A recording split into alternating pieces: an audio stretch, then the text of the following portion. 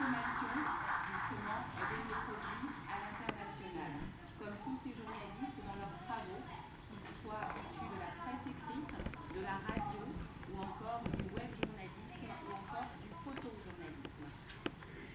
Le fait de les récompenser nous permet tout simplement d'appuyer leurs travaux et de les encourager tout simplement à l'international à continuer à faire vivre nos cultures. Parce que nos cultures existent, et le seul problème que nous rencontrons aujourd'hui, c'est que la consommation n'y est pas.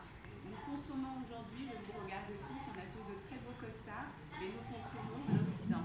Il serait parfait demain de pouvoir voir ces hommes et femmes politiques porter aussi des vestes africaines et qu'ils soient tous peut-être blancs en face de nous. Et c'est ça, la consommation inversée. C'est de permettre à des cultures qui ne sont pas les nôtres, en tout cas des gens qui ne sont pas issus de nos cultures, de pouvoir faire briller notre culture à l'international. Donc lors de cette première édition ont été récompensés donc, le web journaliste Jean-Pierre Esso, parce qu'aujourd'hui vous connaissez l'impact du numérique. On est passé de la presse écrite avec des pavés du Monde, aujourd'hui à des journaux très courts que nous consommons dans le métro, dans les transports, parce que les gens ont beaucoup moins de temps, donc avec le 20 minutes, métro, et encore d'autres nouveaux médias qui naissent. Donc il fallait récompenser ces journalistes justement du net, qui eux aussi participent à véhiculer les cultures africaines dans le monde. Et je tenais aussi cette année, dans cette édition 2016, nous allons introduire justement des récompenses pour appuyer le travail des journalistes que l'on retrouve auprès des cités, auprès des banlieues. Vous savez que dans chaque mairie, nous avons la possibilité d'avoir de la presse, des radios, des petits médias de quartier. Et je pense que, outre des journalistes de grands médias tels que France Télévisions et autres, ces journalistes sont au plus près de nos communautés, au plus près de nos foyers, au plus près de nos peuples, de nos minorités africaines. Ils sont les plus à même donc à pouvoir en parler et les traiter dans leurs travaux. Oui, alors je vais terminer à ce que j'ai essayé de dire tout à l'heure.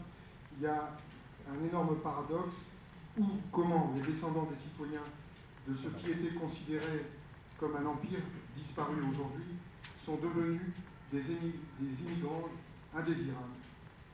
L'idée que le petit-fils, soit sans papier alors que le père était citoyen est une profonde source de tension dans la France d'aujourd'hui.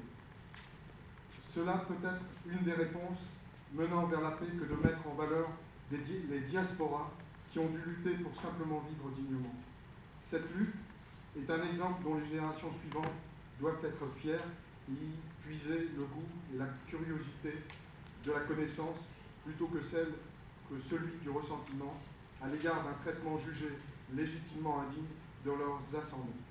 Mais ce sentiment, parfois incompris par les Français d'aujourd'hui, ne concourra pas au vivre ensemble, un but subliminal.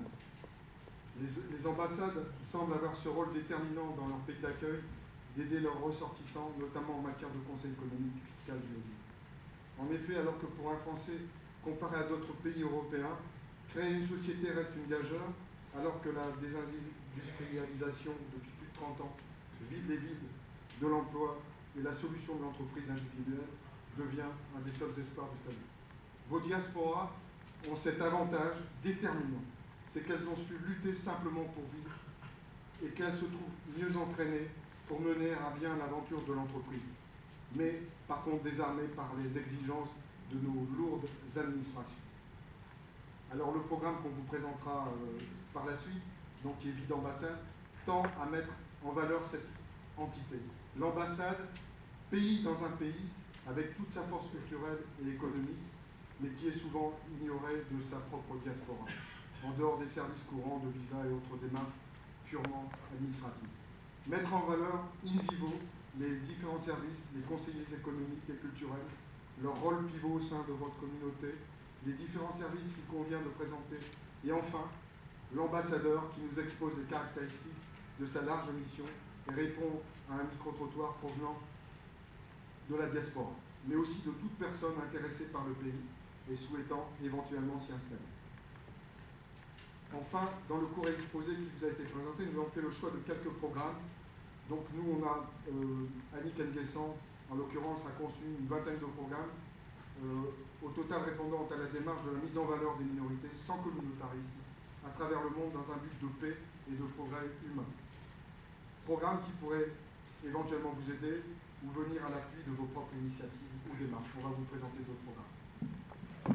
Donc pour finir, pour les ambassadeurs, pour avoir plus de détails sur ce qu'est le Mondial Presse et la nouvelle édition 2016, nous restons donc à votre disposition.